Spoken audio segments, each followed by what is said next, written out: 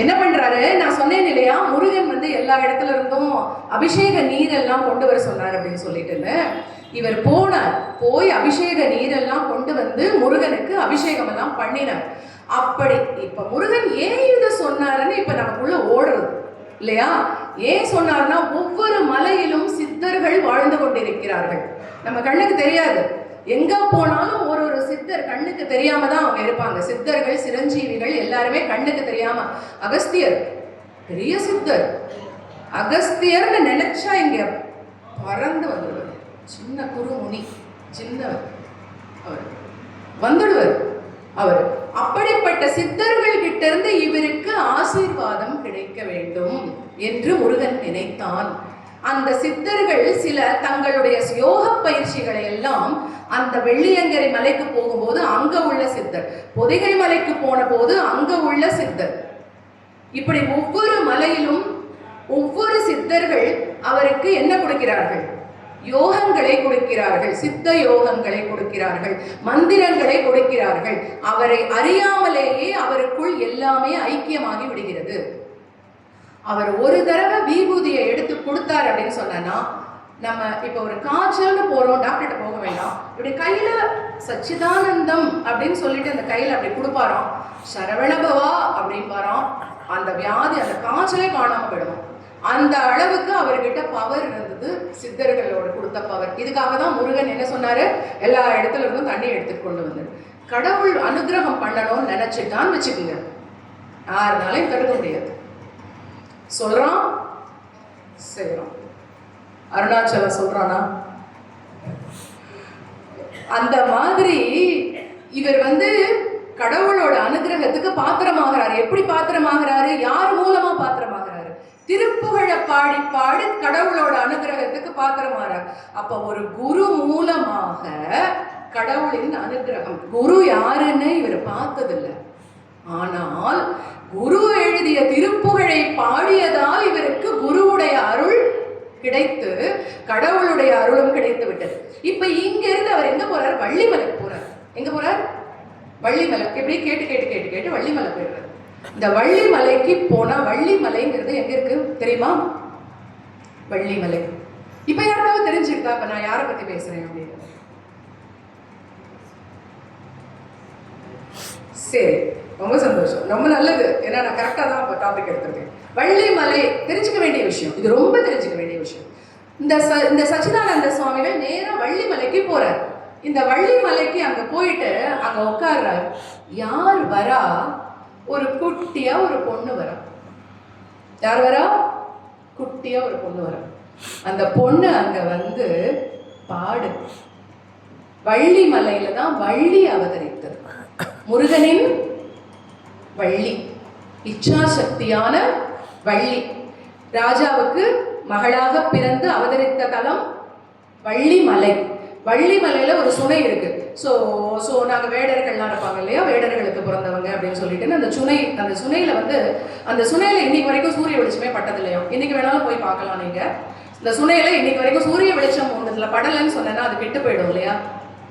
ஆனா அந்த தண்ணி இன்னைக்கும் கற்கண்டா இன்னைக்கு போய் பார்த்து எல்லாருமே குடிச்சிட்டு வாங்க. அது வள்ளியுடைய சுனை, அது மருந்து. அந்த வள்ளிமலைக்கு இவர் அங்க போய் உட்காந்து திருப்புகழா பாடுறார். அங்க இருக்கிற அத்தனை பேருக்கும் திருப்புகழ் சொல்லி கொடுக்கிறார். முருகனுடைய ஆசை அது. அதனால அவரை எல்லாரும் இப்ப என்ன சொல்றாங்க? வள்ளிமலை சச்சிதானந்த சுவாமிகள் அப்படின்னு அவரை சொல்றாரு. அவங்க அங்க இருந்து எல்லாருக்கும் திருப்புகழ் கத்து அங்க சுத்தி வர இருக்கிறதுல அப்படியே திருத்தணி போறார். திருத்தணி போன உடனே அவருக்கு அப்படியே அவருடைய அருணகிரிநாதரோட ஒரு இது வந்தது, ஞாபகம் வந்து. அருணகிரிநாதர் திருவகுப்புன்னு ஒண்ணு பாடினார் இல்லையா, திருப்புகழ் திருவகுப்பு. இந்த திருவகுப்புல என்னது? வேல் வகுப்புன்னு ஒண்ணு பாடினார். அந்த வேல் வகுப்பை எல்லாருமே என்ன சொல்லுவாங்கன்னா பலே வகுப்பு அப்படின்னு சொல்லுவாங்க.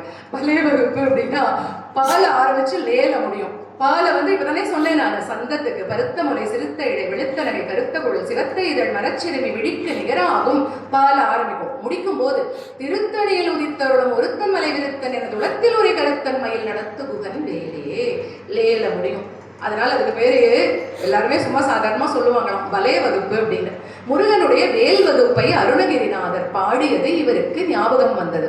அந்த திருத்தணி முருகனுக்கு முருகனுடைய அருணகிரிநாதர் பாடிய அந்த வேல்வகுப்பை பாடிவிட்டு நேராக வள்ளிமலை வருகிறார்.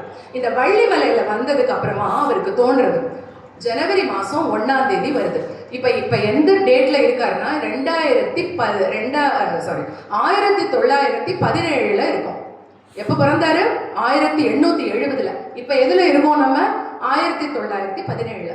இந்த 1917 ஆங்கிலேயர்கள் முகலாயர்கள் நம்ம ஆண்ட காலம் இல்லையா? அந்த டைம்ல இந்த இவங்க ஆங்கிலேயர்கள் இருந்த நேரத்துல இந்த ஜனவரி மாதம் 1ஆம் தேதி வரும்போது எல்லாரும் என்ன செய்வாங்களாம், இந்த துரை, ஆஷ் துரைங்கிற மாதிரி துரையெல்லாம் இருப்பாங்க இல்லையா, அவங்கள துரைன்னு தானே சொல்லுவோம் நம்ம. அந்த துரையை போய் எல்லாரும் எல்லா சார் வந்து பழமெல்லாம் கொடுத்தாரு இல்லையா, கூடையா பழங்களோ கூடையா பூக்கள் அது இது எல்லாத்தையும் எடுத்துட்டு அந்த துரையோட காலடியில் கொண்டு போய் சமர்ப்பிச்சு நெல், அரிசி, எல்லா தானியங்கள் என்னெல்லாம் விளையுதோ எல்லாத்தையும் அவர் காலடியில் சமர்ப்பிச்சு அவருக்கு நமஸ்காரம் பண்ணி அவர்கிட்ட இருந்து ஆசீர்வாதம் வாங்கிட்டு வருவாங்களாம். இவர் பார்த்தாராம், எதுக்கு இப்படியெல்லாம் ஆசீர்வாதம், எதுக்கு யாரோ ஒருத்தர்கிட்ட, கடவுள்கிட்ட தானே நம்ம ஆசீர்வாதம் வாங்கணும். ஒரு வருடம் தொடங்க போகிறது என்றால் யார்கிட்ட ஆசீர்வாதம் வாங்கணும்? கடவுளுடைய அனுகிரகம் அருள் கிடைக்கணும் இல்லையா அப்படின்னு சொல்லிட்டு அவர் என்ன பண்றாரு, நேரா கடவுள் கிட்ட. திருத்தணியில படி இருக்கு. திருத்தணியில எவ்வளவு படி?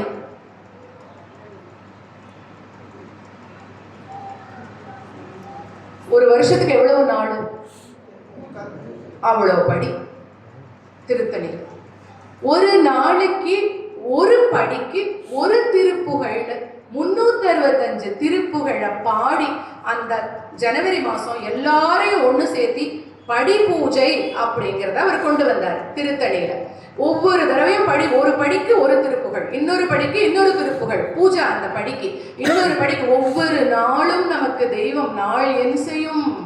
இன்னைக்கு நாள் போன நாளே நல்லா இல்லைங்க சொல்றோம்ல.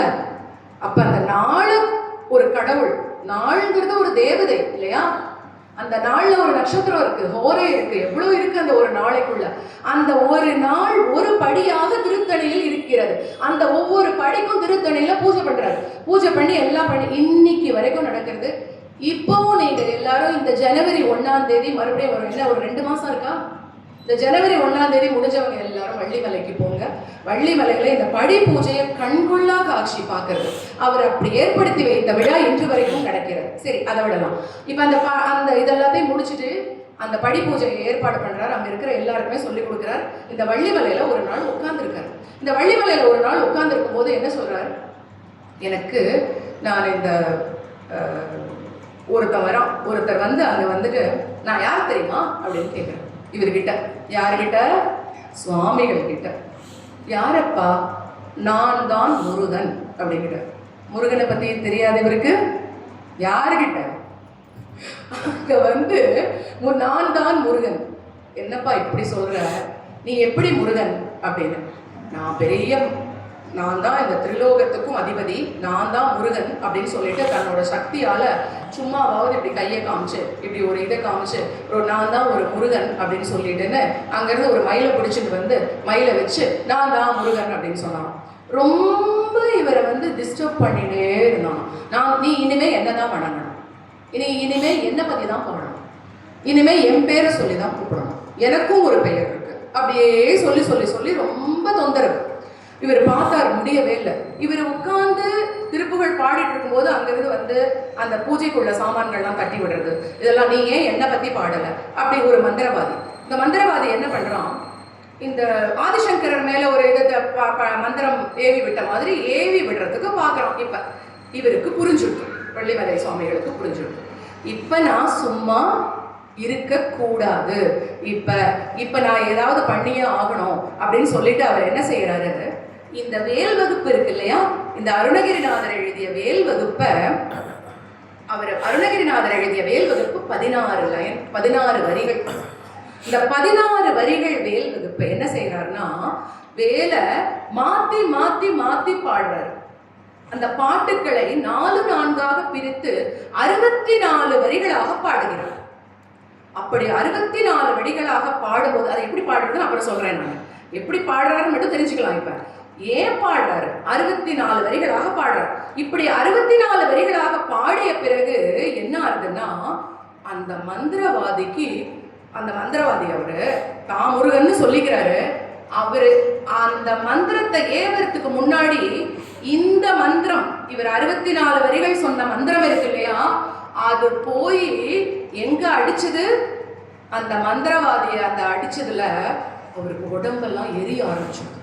எனக்கு திகுதிகுன்னு உடம்பு எரியுதே, எனக்கு திகுதிகுன்னு உடம்பு எரியுதே, நான் என்ன செய்ய போறேன், எனக்கு இப்படி எரியுதே உடம்பு, நான் என்னால கண்ட்ரோல் பண்ண முடியலையே, எனக்கு இப்படி இருக்கேன்னு அழுகிறார். நான் இதெல்லாம் இனிமே, இவர் காலில் விழுந்து வணங்குறார், எனக்கு முடியல, எனக்கு உடம்பு எரியுது, என்னோட எரிச்சலை கண்ட்ரோல் பண்ணு, என்னால முடியல முடியல முடியலன்னு அழுகிறார். இப்ப இவர் சொல்றாரு, இனிமே நீ இப்படி சொல்லுவியா? நான் தான் முருகன் சொல்லுவியா? நீ தான் முருகனா?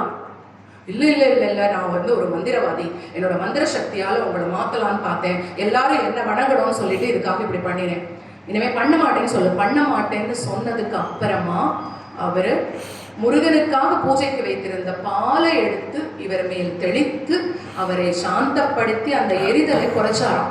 குறைச்சதுக்கு அப்புறம் இவர் நமஸ்காரம் பண்ணிட்டு போனாராம்.